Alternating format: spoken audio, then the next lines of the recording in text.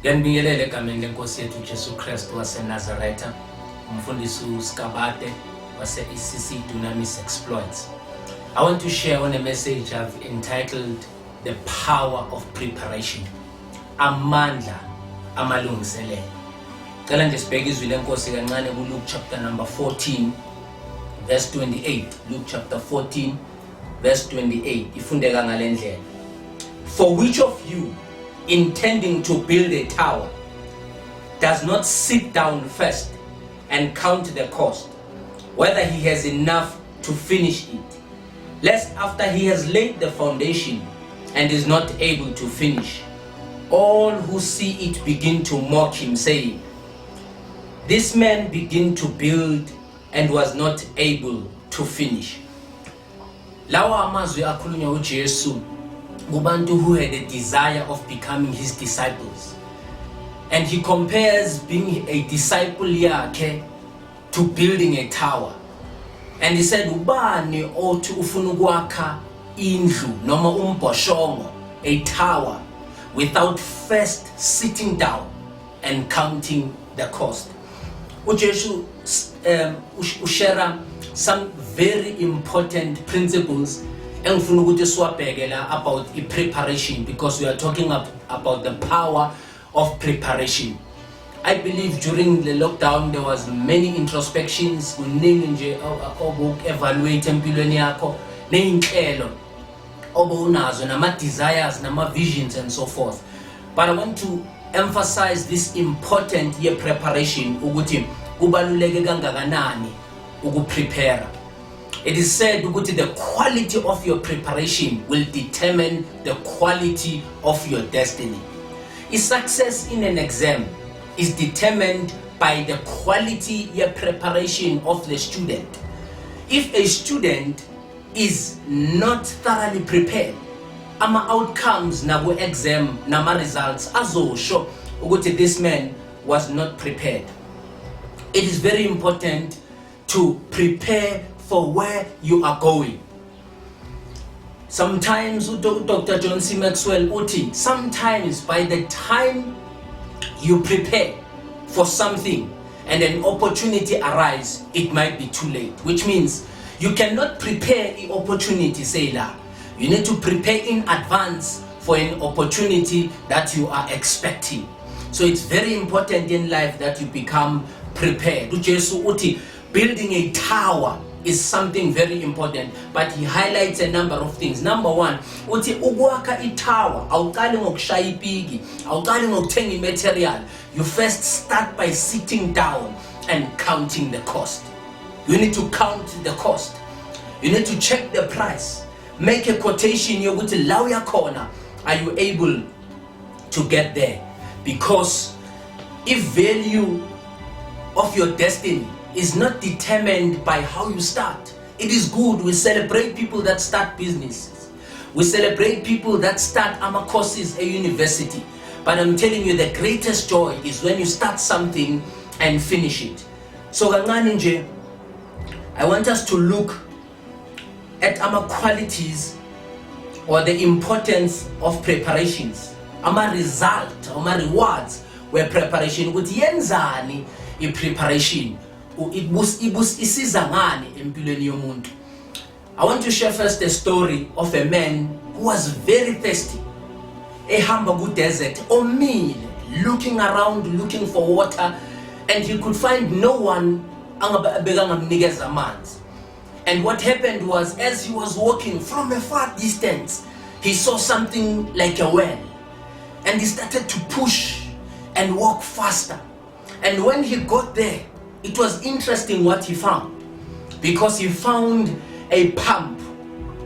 But on that pump, there was a water bottle and a note. He was so thirsty. He was tempted to drink the water first, and then bese ufunda le note ukuthi thini, but it's with out of interest wathatha le note wayifunda qa. And this I was amazed by what stands kule note there, because the note said, do not drink the water in the bottle. Take the water and prime the pump or purge it so that you get all the water that you want. And then when you are done, fill up this bottle again and prepare for the next person. Indeed, wathatha lawo manzi, thirsty as he was, azange waphuze, wawathela kuphampa, waqala waphampa, wathi umephampa, waphuza amanzi, wagcwalisa nalokho abekanakho, mayeceda wagcwalisa lesigubhu, wasibeka, and then washiya naleya note lapho. The moral of the story is, all of us are given an opportunity in life, whether to enjoy what you have now or to invest it for a greater future. If you enjoy what you have now, if you want success manje le encane, and lose your coming destiny, because a lot of people are interested at enjoying now. There's a saying, work like a slave today and be treated like a king tomorrow. So it is up to you. Are you willing to prepare yourself? Are you willing to sacrifice this kati ona so much so that you live a joyous life kusasa? Let us look at the rewards of preparation. Reward number one is preparation enables the inner man to be ready for what God said. You need to be prepared when God delivers. Lento ayowayisha empilweni yakho. At the age of 17, David was anointed to be king. He was anointed by the most prominent man of God of the time. And there's a very delicate oil was used to anoint him. But he did not receive the crown ngaleso sikhathi. There was a preparation stage ebekumele angene kiyo. There were a number of things uNkulunkulu abekamtraina kizo ukuthi adevelop kizo. Mhlambe sesikhulume ngepreparation kangaka uyabuza ukuthi mfundisi kahle kahle what are you talking of uma ukhuluma ngepreparation? Preparation means an act of getting ready or training to get to the picture that you have in your mind. It's an act of getting ready and training for your destination. So Mobegu David, he was anointed at 17, but there was still training required. And what happened during le minyaga before he received his crown? It was tough for him. It was not easy for him. With David, he was hunted like a dog. Though he was anointed to be king, now but you are hunted. You are attacked emsebenzini. You are attacked ekhaya. Abanye abantu intombazana, you have a big dream but you were raped at one stage of your life. Those are type of attacks that the enemy brings to make life difficult, to deviate your attention ukuthi ungafinyeleli lapho. As a young man, there are many attacks and challenges ekumele overcome for you to get to where you want. In your family, you are attacked by those that you love. Your family ababoni potential, everyone else ukushayela izandla ngaphandle kodwa mawufika ekhaya abantu bakubona njengesiphukuphuku.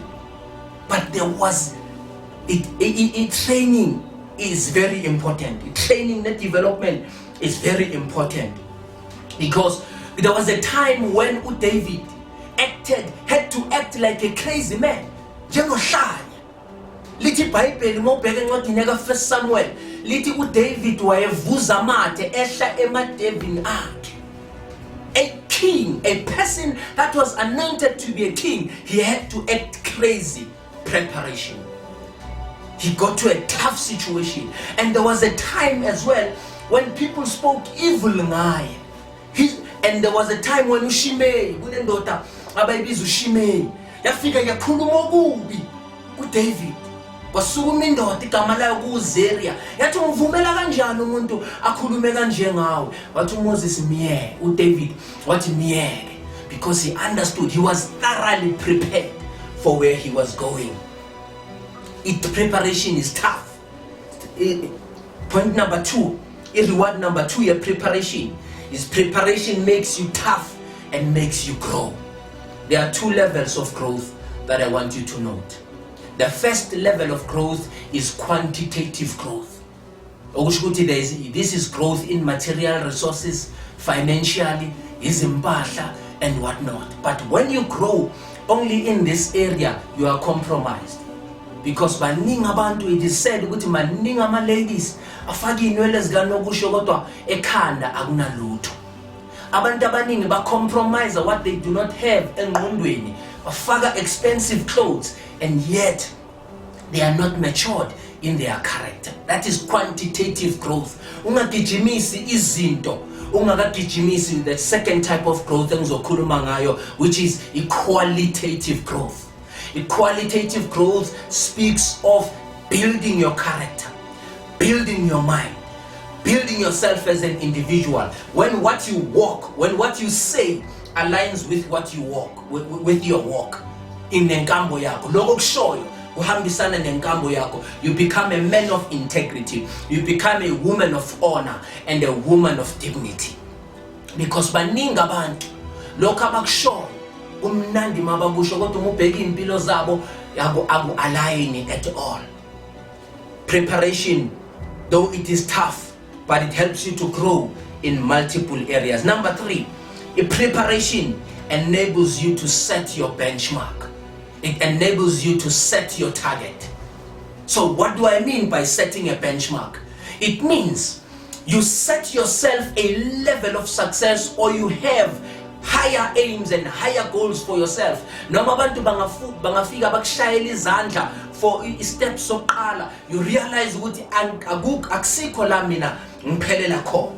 Because abantu abaningi baye babulawa izandla prematurely. They thought they had arrived, kanti uNkulunkulu saqala ngempilo zabo. There were many people that were created to be great, but they died ordinary because bashayelwa izandla. I remember a story, so mosquito oyememeza etshela abangani bakhe ukuthi ngiyabona abantu bangithanda kanjani, but a wise mosquito yambiza yathi mfana wami ungacabanga ukuthi bayakuthanda, bafuna ukukubulala njengoba bashaya izandla kanje.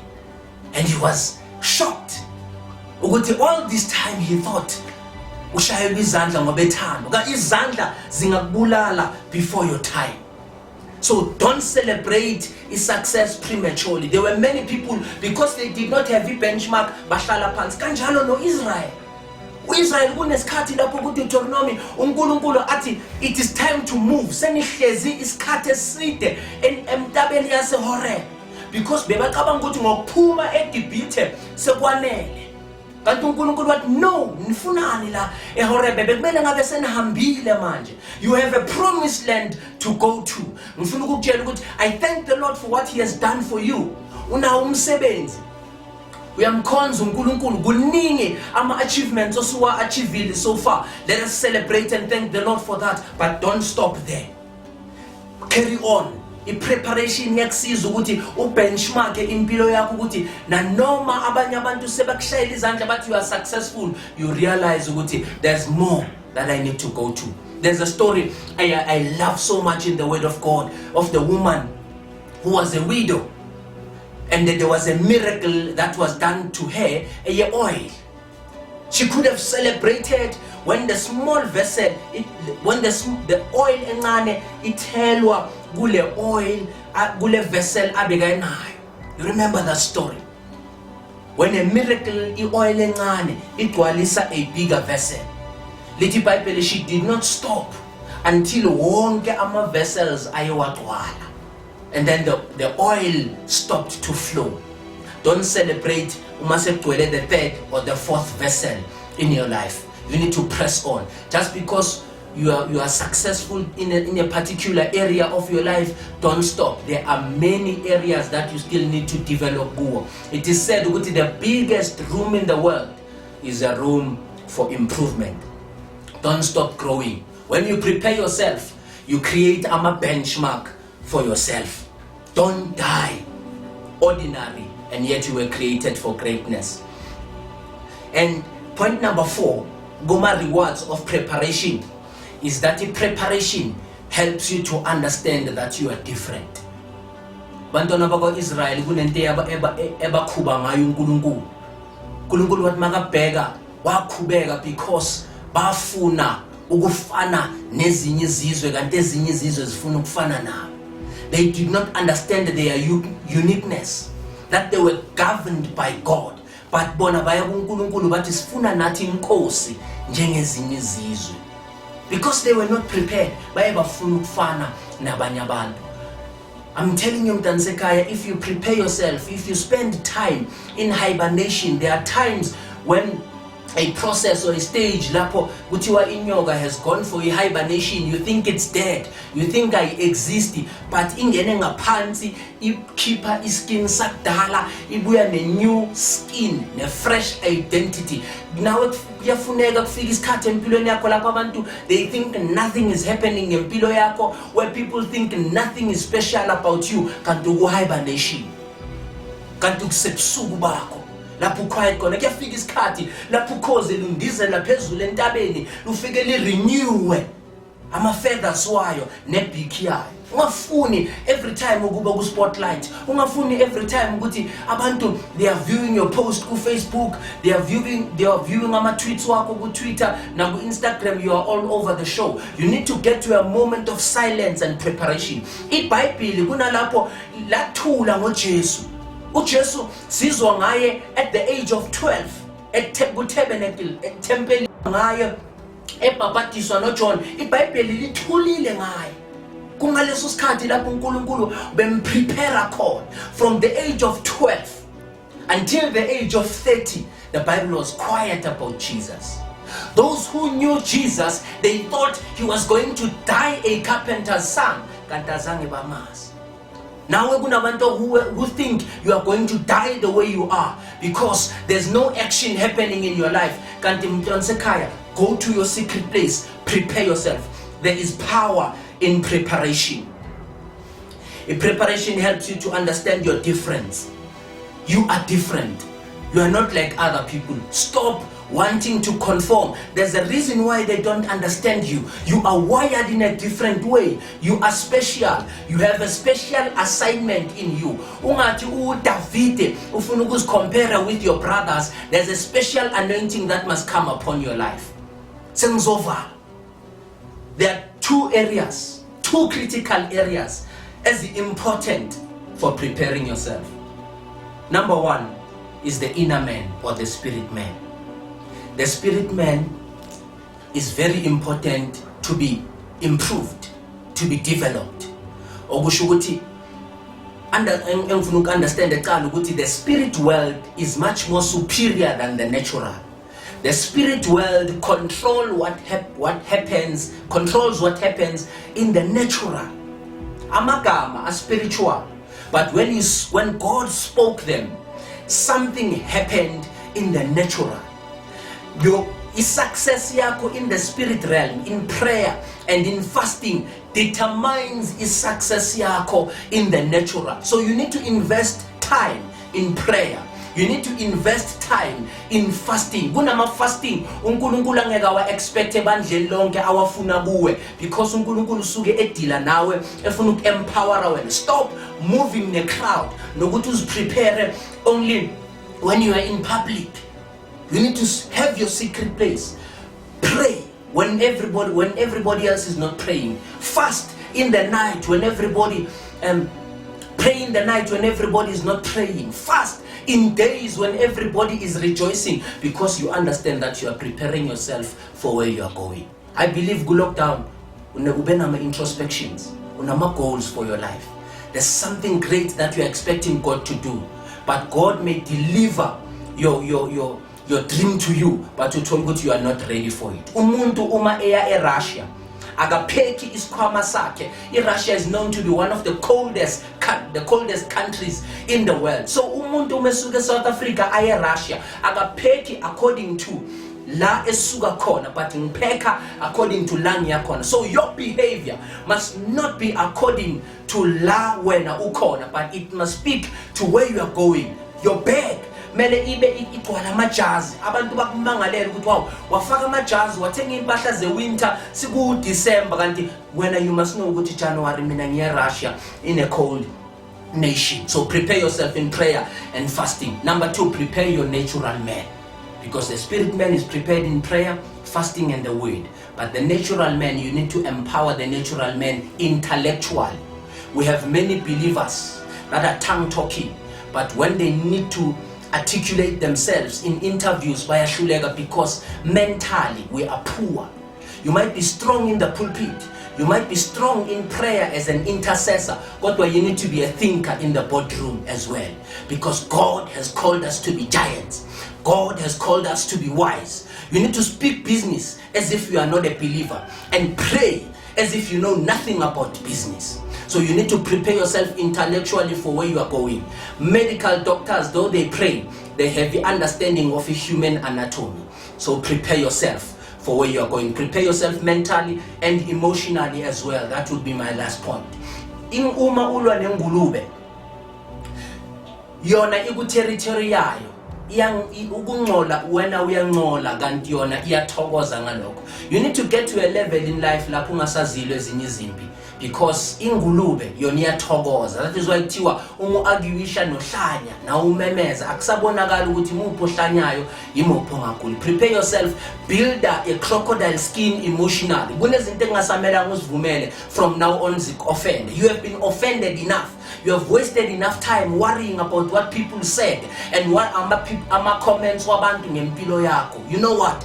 Tanseka, I want to assure you, things are going to take a turnaround. Build a crocodile skin. Be strong from now on. Prepare yourself emotionally, because greater challenges are yet to come. But I thank the Lord that as you are preparing yourself, God will raise you up. And I decree and declare that as God prepares you, and you are going to rise very high in life. May God richly bless you. I love you.